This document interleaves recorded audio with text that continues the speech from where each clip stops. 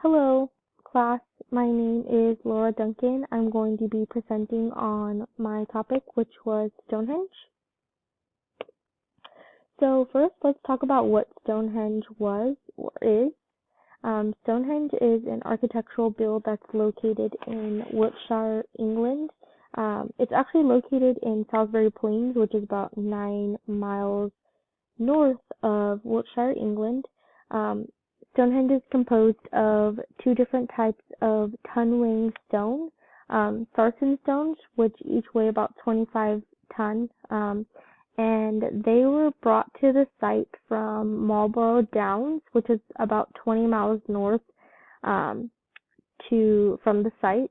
The blue stones, which weigh between 2 and 5 tons, are their point of origin, their location was brought over from Preseli Hills, which is an area located in West Wales, a distance of more than 150 miles away from where Stonehenge is.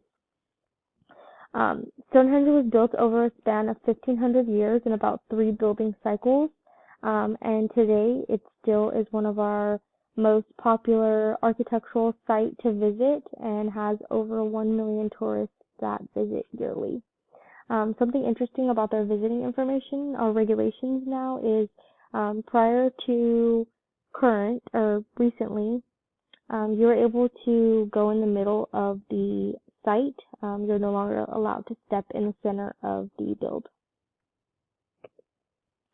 So here are a couple of pictures of Stonehenge. If you look to the left, you can see from a lower angle just how tall the stones actually are. Some of them are over 24 feet tall, and they're all laid out pretty symmetrical.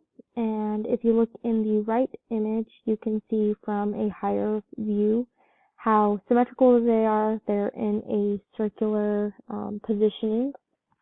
They're upright and they have bigger stone in various sizes, laying symmetrically flat on top of each or other symmetric upright stone. So what is Stonehenge significant? So Stonehenge is one of the most unexplained pieces of archaeology that we have today. It has over 25% of its build, which still stands today, and there are many theories on why it was built, what it was used for, and how it was built.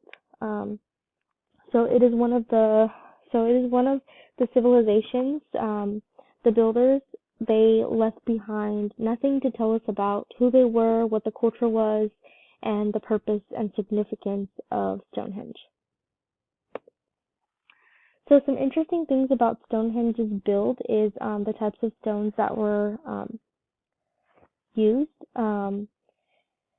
Since they were brought from such a distance, we start to question how these stones were brought and how they were positioned in the way that they were with the amount of technology, resources, and manpower that was available back then.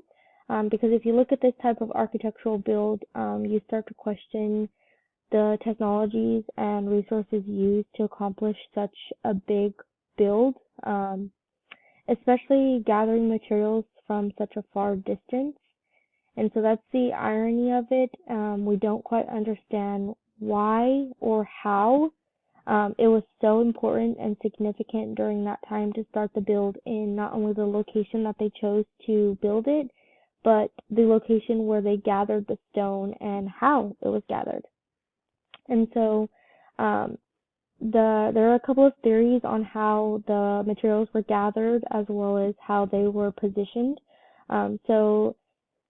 Historians, or modern day historians, suggest that the way that the stone was gathered was by using hand tools such as deer antlers to cut down trees and rope to tie the tree together, which creates kind of like a raft, and then drug through land over water to the Salisbury Plains to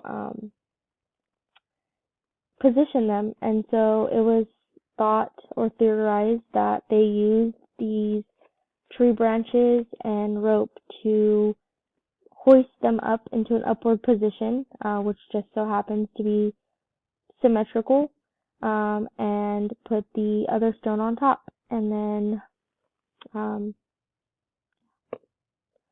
so here's a bird's eye view of how Stonehenge looks from a higher distance.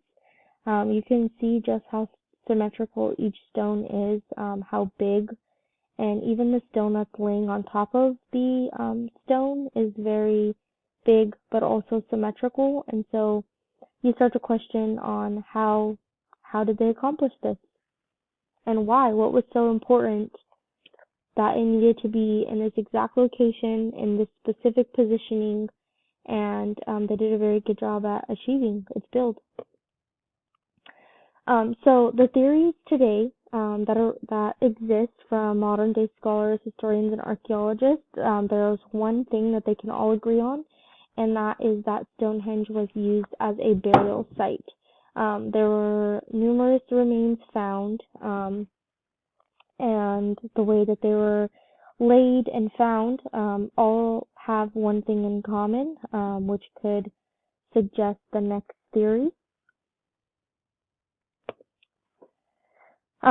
So all of the remains that were found had one thing in common, and the indicator or the markers that were found in these remains suggest that all of the remains had some type of ailment or disease at the time of death. And so according to, researchers, bluestone had some significance in history and was used as a healing type of stone. And so different cultures from various locations would use the stone due to its healing properties. And so that's why the theory arose that the remains that were buried at the Stonehenge site kind of could have suggested that they used this site as some type of healing site where people who had any type of ailment, sickness, death, would come to the site, gather to be healed.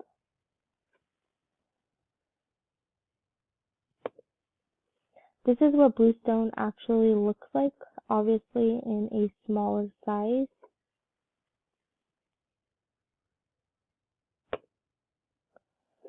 Some other theories that are circling about Stonehenge, some of them as crazy as aliens are the reason that Stonehenge is the way that it is. Another theory that has been looked at and studied is its significance and similarities to what we use as our solar calendar. Our solar calendar consists of 365 days, 365.2 to be exact days in a year. If we were to go on Stonehenge as a completed circle, we can suggest that there are 365 in a quarter days, which suggests all different seasons, when the sun rises and sets, and by using the stones to block the sun, and the sun coming through at certain points through the day can tell a type of time. And so the importance of Stonehenge is that there are so many unanswered questions still, that it must have been a very significant piece of this culture's history, and a duty that they had to fulfill over 1,500 years. There's questions on how this build was communicated over 1,500 years and passed on to the generations to continue building this site. And what its purpose actually was is still one of the biggest questions that's unanswered. And yeah, thanks everyone for listening, and happy end of the semester.